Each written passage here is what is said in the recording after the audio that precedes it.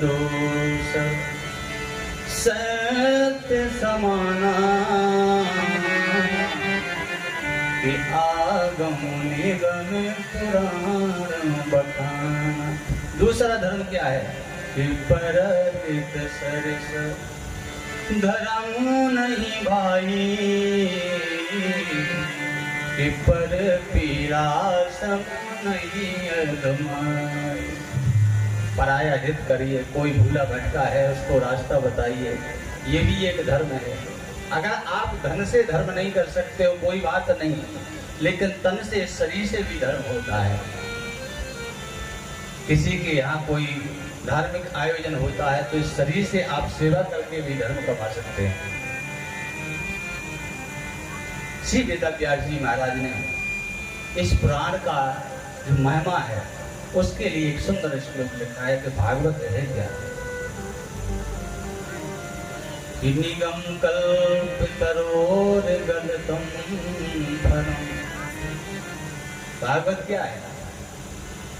निगम कल्पतरोर गलतम फलम सुखमुखात् हृदये प्रतीयुतम पिबत भागवतम रसमालयम् मुहुरको रसिका भुविवाता। निगम कहते हैं वेद को। निगम कल्प तरोर गलतम फलम, ये वेद वृक्ष का पका हुआ फल है महाराज। किसी ने पिष्ट कर दिया महाराज ये जब पका हुआ फल है कैसा है? बोले बहुत मीठा है, इसमें गुठली भी नहीं है। व्यास जी महाराज से किसी सज्जन ने कहा कि महाराज आपका फल है, आप तो प्रशंसा ही करोगे। जैसे हमारे यजमान जी हैं, बाजार में केले ले जाएं और कहें कि हमारे केले मलाई के केले हैं, वही अपनी वस्तु को तो सबको ही अच्छा कहता है। कौन कहेगा कि हमारी वस्तु खराब है? अरे खुद के बेटे की निंदा कौन करना चाहता है कि हमारा बेटा खराब है? ये तो दूसरे बताएंगे। व्यास जी महाराज से बोले महाराज ये तो आपने अपने मुख से प्रशंसा की है। बोले मैं प्रशंसा नहीं कर रहा हूँ, देवता भी प्रशंसा करते हैं। सुख मुखात् मृतद्रव्य संयुतम। अच्छा एक बात बताओ, तोता फल का बड़ा पारखी पक्षी होता है। मीठे फल की पहचान अगर किसी पक्षी को है तो वो है तोता। और तोते का एक नियम है कि जो मीठा फल होगा उसी में वो अपनी चोंच लगाएगा। तो इस भागवत में किसने अपना मुख लगाया? श्री सुखदेव जी महाराज ने। सुखदेव जी महाराज ने इस भागवत का वाचन किया। तो व्यास जी महाराज कह रहे हैं कि जिस तोते ने फल में अगर चोंच लगा दी, अपना मुख लगा दिया, तो हम गारंटी से कहते हैं ये जरूर मीठा होगा। व्यास जी से सज्जन कह रहे हैं कि महाराज आपने कह दिया ये मीठा है, लेकिन ये भी बताइए कि आप कह रहे हैं बहुत मीठा है और पका हुआ है। जब ये पका हुआ है तो डाली से गिरा तो फूटा क्यों नहीं? भाई कोई वृक्ष ज्यादा पक जाए और डाली से गिरेगा तो नीचे फूट जाएगा, लेकिन ये फूटा क्यों नहीं है? व्यास जी कहते हैं फूटेगा क्यों? इस सने सने डाली से डाली पर आया। कैसे? ध्यान देना बंधु। पहले नारायण के मुख से निकला, ये जो भागवत ग्रंथ है इसका दान किसने किया? नारायण ने भगवान ब्रह्मा को किया। ब्रह्मा के पास आया तो नारायण की डाली से ब्रह्मा की डाली पर अटका, और ब्रह्मा की डाली से टपका तो नारद की डाली पर अटका। नारद जी को सुनाई। और जब नारद जी की डाली से टपका तो व्यास जी महाराज की डाली पर अटका। जब व्यास जी ने 70 पुराण लिख दिए, असंतोष था, संतोष नहीं हुआ, तब उन्होंने नारद जी महाराज ने जो चतुर्श्लोकी भागवत ब्रह्मा जी के द्वारा प्राप्त की थी, वही चतुर्श्लोकी भागवत को आज 18,000 श्लोक में बदल करके और श्री व्यास जी महाराज को सुनाई। तो ये नारद की डाली से टपका, व्यास जी की डाली पर अटका।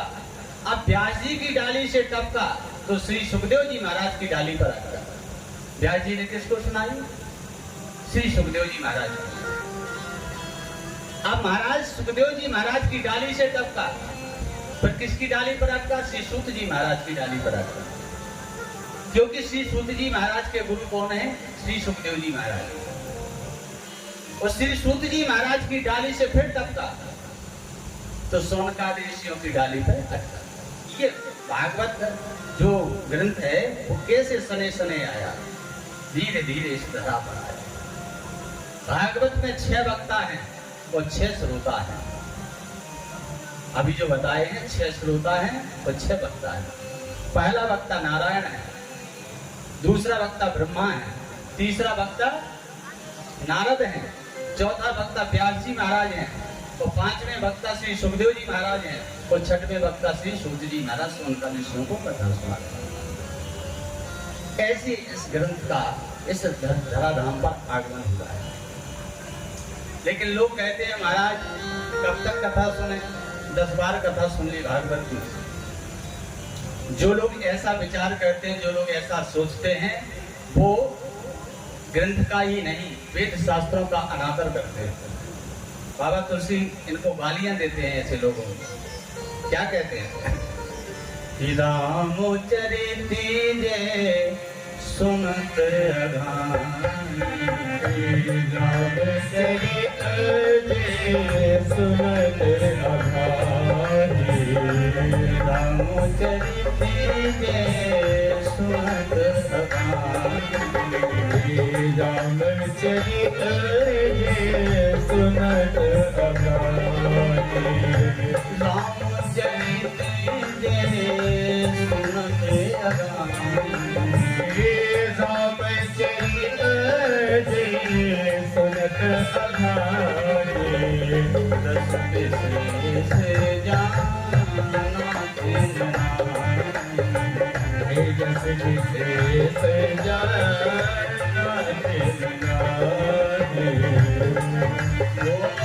जिन्हें कथा सुनी नहीं काना, जिन्हें कथा सुनी नहीं काना, रंग रंग अही भवन